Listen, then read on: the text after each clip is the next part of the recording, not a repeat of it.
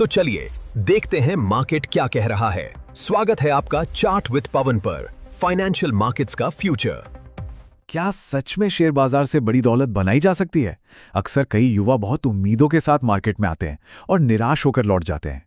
एक financial mentor के तौर पर मैंने ये बहुत करीब से देखा है।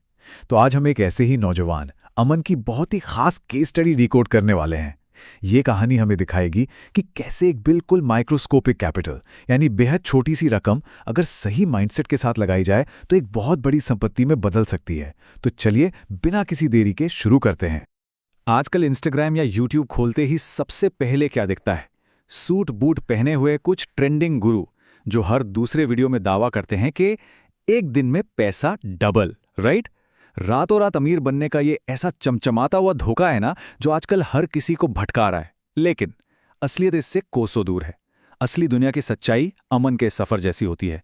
कोई ग्लैमर नहीं, कोई झूठे वादे नहीं, बस बहुत ही धीमा अनुशासन और बैंक अकाउंट में बचे हुए सिर्फ 500 रुपए। सोशल मीडिया की फैंटेसी और रियल इन्वेस्टिंग की दुनिया में जमीन आसमान का फर्क है। भाग 1, सिर्फ 500 रुपए के साथ शुरुआत। चलिए दिल्ली की उस छोटी सी गली में चलते हैं जहां से इस कहानी की असल शुरुआत हुई। सिर्फ 500 रुपए, सच में ये आंकड़ा अपने आप में कितना पावरफुल है। अक्सर कॉलेज स्टूडेंट्स सोचते हैं ना कि यार बाजार में इन्वेस्ट करने के लिए तो लाखों रुपए चाहिए। लेकिन अमन ने जल्दी अमीर बनने की अंधी रेस से खुद को बाहर निकाला और इसी छोटी सी रकम से शुरुआत की। ये बात साबित करती है कि वेल्थ बनाने के लिए शुरुआत में किसी भारी भरकम बैंक बैलेंस की जरूरत नहीं होती। जरूरत होती है तो बस एक मजबूत इरादे और सीखने की लगन की। लेकिन देखिए, हकीकत अक्सर सपनों से बहुत कड़वी होती है। अमन ने अपने वो 500 रुपए इन्वेस्ट किए और पहले ही हफ्ते का रिजल्ट क्या रहा? 120 रुपए का सीधा नुकसान। अब आप सोचेंगे कि 120 रुपए तो कुछ भी नहीं है, लेकिन जरा पर्सपेक्टिव में सोचिए। ये उस छोटी सी कुन पूंजी का लगभग 25% हिस्सा था, जो बस एक पलक झपकते ही गायब हो गया। ये मार्केट का पहला और शायद सबसे क्रूर रियलिटी चेक है, जो रातों रात करोड़पति बनने के हर गुब्बारे की हवा निकाल देता है। और जब इस तरह का नुकसान होता है तो सबसे पहली आवाज कहां से आती है? बिल्कुल सही, दोस्तों से। भाई ये तेरे बस की बात नहीं है, छोड़ दे। अमन का भी इसी तरह मजाक उड़ाया गया।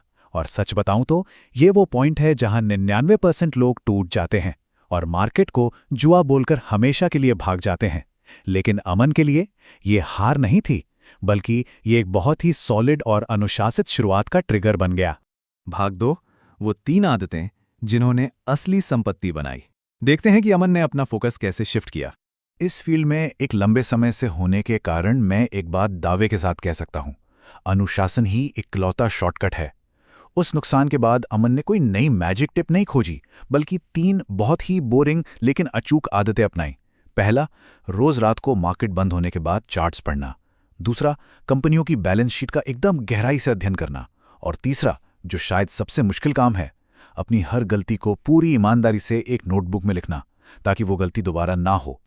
और पता है इन सब में सबसे गेम चेंजिंग चीज क्या थी? बैलेंस शीट को समझना। इसी से उसे बैलेंस शीट कॉन्फिडेंस मिला। अब ये क्या भला है?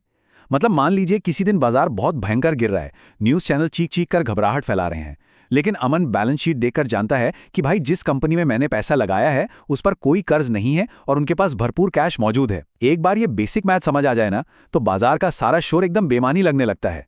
यही वो असली कॉन्फिडेंस है जो आपको पैनिक में गलत फैसले लेने से बचाता है।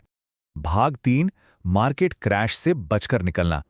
अब हम इस केस स्टडी के सबसे सस्पेंस भरे दौर में चलते हैं। वो अग्नि परीक्षा जो एक आम इन्वेस्टर और एक महान इन्वेस्टर के बीच का फर्क तय करती है। जरा इमेजिन कीजिए, चारों तरफ से हाहाकार मचा है।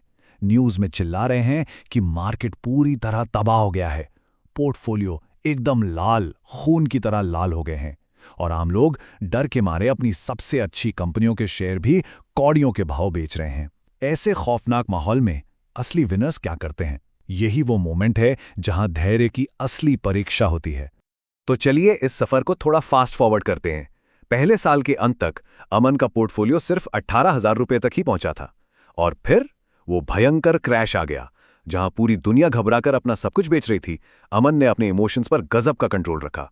उसने अपने उसी बैलेंस शीट कॉन्फिडेंस का इस्तेमाल किया और डर के बावजूद सही कंपनियों को डटकर होल्ड किया, और इसका रिजल्ट 5वें साल में उसी लड़के ने, जिसने सिर्फ 500 रुपए से शुरुआत की थी, अपने माता पिता को उनकी पहली कार गिफ्ट की। ये अपने इमोशंस को कंट्रोल करने का सबसे खूबसूरत इनाम था। भाग 4, असली दौलत तो आपकी मानसिकता है। चलिए इस बदलाव को थोड़ा और गहराई से समझते हैं। देखिए, शुरुआत में हम सबका माइंडसेट एक शिकारी जैसा होता है, बस किसी तरह जल्दी से पैसा पकड़ लें। लेकिन असली मैजिक तब होता है जब हमारा फोकस पैसा कमाने से हटकर खुद को एक बेहतर और धैर्यवान इंसान बनाने पर आ जाता है, एक माली की तरह जो बीज बोता है और फिर आराम से इंतजार करता है। असली संपत्ति हमारे बैंक अकाउंट में नहीं बनती, बल्कि हमारी सोच में हुए इस बदलाव से बनती है। अमन भी तो पहले बस पैसा ही कमाने आया था ना, लेकिन इस पूरे प्रोसेस ने उसे अंदर से एक बेहद अनुशासित इंसान बना दिया। भाग 5, एक अनुभवी मेंटर की चेकलिस्ट। तो इस पूरी शानदार कहानी से हम क्या ठोस बातें सीख सकते हैं? अगर कोई लिमिटेड फंड्स के साथ शुरुआत कर रहा है तो ये चेकलिस्ट बहुत काम की है। पहला, रातों रात अमीर बनाने वाली किसी भी स्कीम से कोसों दूर रहें। दूसरा, रोज अपनी गलतियों से सीखें और खुद को बेहतर करें। तीसरा, जब मार्केट क्रैश हो तो अपने इमोशंस को बिल्कुल अपने काबू में रखें। चौथा, डिसिप्लिन, धैर्य और कंसिस्टेंसी को अपनाएं। याद रखिए, मार्केट हर दिन नए मौके जरूर देता है, लेकिन अपना सबसे बड़ा खजाना वो सिर्फ उन्हीं को देता है जिनमें अपार धैर्य होता है। इस पूरे एनालिसिस को हम एक बहुत ही पावरफुल विचार के साथ खत्म करते हैं। स्टॉक मार्केट सिर्फ पैसे से नहीं, बल्कि सोच से अमीर बनाता है। अब जरा इस बात पे गौर कीजिए, क्या हमारा लक्ष्य सिर्फ कुछ नंबर बढ़ाना है या अपने अनुशासन और धैर्य के लेवल को बढ़ाना? क्योंकि दुनिया का सबसे बड़ा इन्वेस्टमेंट किसी स्टॉक में नहीं होता, वो इन्वेस्टमेंट हम खुद पर करते हैं। तो क्या हम सब आज से अपनी उस सोच को बदलने के लिए तैयार हैं? इसी सवाल के साथ आज ही से खुद को बेहतर बनाने की ये जर्नी शुरू करें।